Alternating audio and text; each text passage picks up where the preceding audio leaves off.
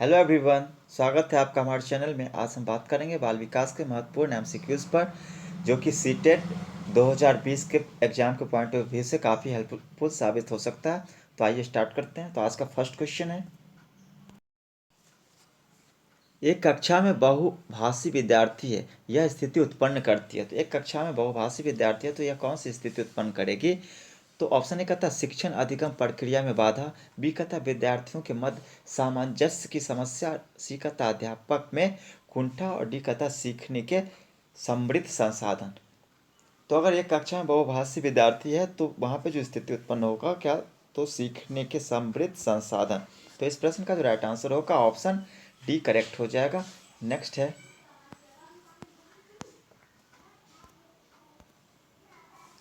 चिंतन प्रारंभ होने के लिए क्या आवश्यक है? तो चिंतन प्रारंभ होने के लिए जो है समस्या का होना आवश्यक है। तो चिंतन तभी प्रारंभ होगा जब समस्या उत्पन्न होगा। तो इसलिए इस प्रश्न का जो राइट आंसर होगा ऑप्शन डी करेक्ट हो जाएगा। नेक्स्ट है, भाषा विकास के लिए सबसे संवेदनशील समय है। तो भाषा विकास के लिए सबसे जो संवेदनशील समय होता है वह प्रारंभिक बचपन का समय होता है। तो इसलिए इस प्रश्न का जो राइट आंसर होगा ऑप्शन डी हो जाएगा। नेक्स्ट है,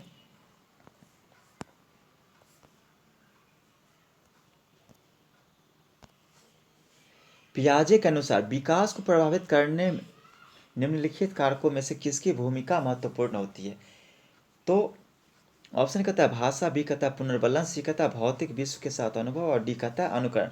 तो पियाजे के अनुसार जो है विकास को प्रभावित करने में इनमें से कौन सी कारक जो है जिसकी भूमिका महत्वपूर्ण होती है? तो वह होता है भौतिक विश्व के साथ अनुभव। तो इसलिए इस प्रश्न का जो राइट आंसर होगा ऑप्शन सी हो जाएगा। नेक्स्ट है, अमूर्त वैज्ञानिक चिंतन के लिए क्षमता का विकास इनमें से किन अवस्थाओं में से इनमें से निम्नलिखित अवस्थाओं में से किसकी एक विशेषता है? तो अमूर्त अमूर्त वैज्ञानिक चिंतन के लिए जो क्षमता का विकास होता है तो वह होता है औपचारिक संक्रियात्मक अवस्था में। तो इसलिए इस प्रश्न का जो राइट आंसर होगा ऑप्शन बी हो जाएगा। नेक्स्ट है, भाषा विकास के संदर्भ में इनमें से कौन सा क्षेत्र पियाजे के द्वारा कम आंका गया है? तो ऑप्शन ए कहता है आनुवंशिकता, बी कहता है सामाजिक अंतःक्रिया, सी कहता है हम केंद्रित भाषा, डी कहता है विद्यार्थी द्वारा सक्रियात्मक रचना। तो पियाजी के द्वारा जो कम आंका गया क्षेत्र है भाषा के विकास के लिए तो वह होता है सामाजिक अंतःक्रिया। इस प्रश्न का जो राइट आंसर होगा ऑप्शन बी हो जाएगा। नेक्स्ट है, भाषाई अधिगम प्रभावित होता है। तो भाषाई अधिगम जो प्रभावित होगा वह किससे होगा? ऑप्शन ए कहता है सामाजिक स्थिति से, बी कहता है शैक्षिक स्थिति से, सी कहता है आर्थिक स्थिति से और डी कहता है उपयुक्त में से कोई नहीं। तो भाषाई अधिगम प्रभावित होगा सामाजिक स्थिति से। इसलिए इस प्रश्न का जो राइट आंसर होगा ऑप्शन ए हो जाएगा। नेक्स्ट है, एक ऐसा माध्यम बताइए जिसके द्वारा कोई भी व्यक्ति अपने विचारों का आदान प्रदान करता है। तो अपने विचारों का आदान प्रदान कोई भी व्यक्ति करेगा तो वह किसके द्वारा करेगा? तो वह करेगा भाषा के द्वारा। तो इसलिए इस प्रश्न का जो राइट आंसर होगा ऑप्शन ए हो जाएगा। नेक्स्ट है, भाषा और विचारों में किस प्रकार का संबंध होता है? तो भाषा और विकास जो संबंध है वह है घनिष्ठ संबंध। तो इस प्रश्न का जो राइट आंसर होगा ऑप्शन बी हो जाएगा। नेक्स्ट है,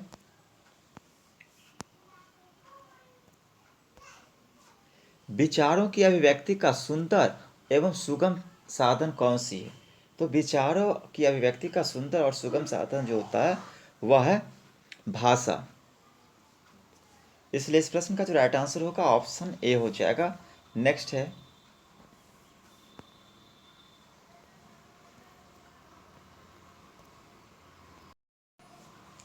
मानव की सभ्यता व संस्कृति का विकास कैसे होता है? तो मानव की सभ्यता और संस्कृति का जो विकास होता है वह किसके द्वारा होगा? संवेगों द्वारा, पाठन क्रिया द्वारा, लेखन क्रिया द्वारा या भाषा द्वारा। तो इस प्रश्न का जो राइट आंसर होगा ऑप्शन डी हो जाएगा, भाषा द्वारा। किसी मानव की सभ्यता व संस्कृति का विकास उसके भाषा के द्वारा ही होता है।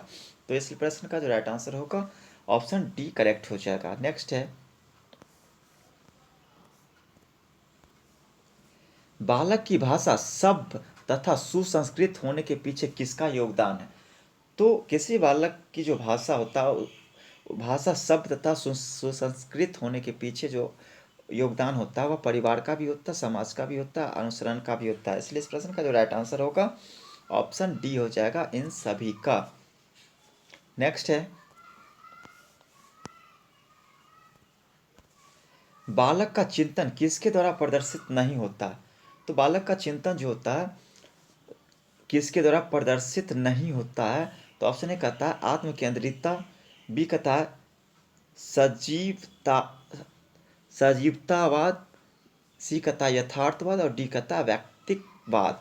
तो इस प्रश्न का जो राइट आंसर होगा ऑप्शन डी हो जाएगा, व्यक्तिकवाद। नेक्स्ट है,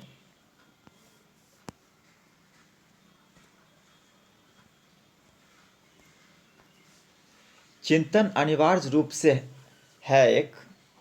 तो चिंतन अनिवार्य रूप से क्या है? तो ऑप्शन ए कहता है संज्ञानात्मक गतिविधि, बी कहता है मनोगतिक प्रक्रिया, सी कहता है मनोवैज्ञानिक परिघटना और डी कहता है भावात्मक व्यवहार।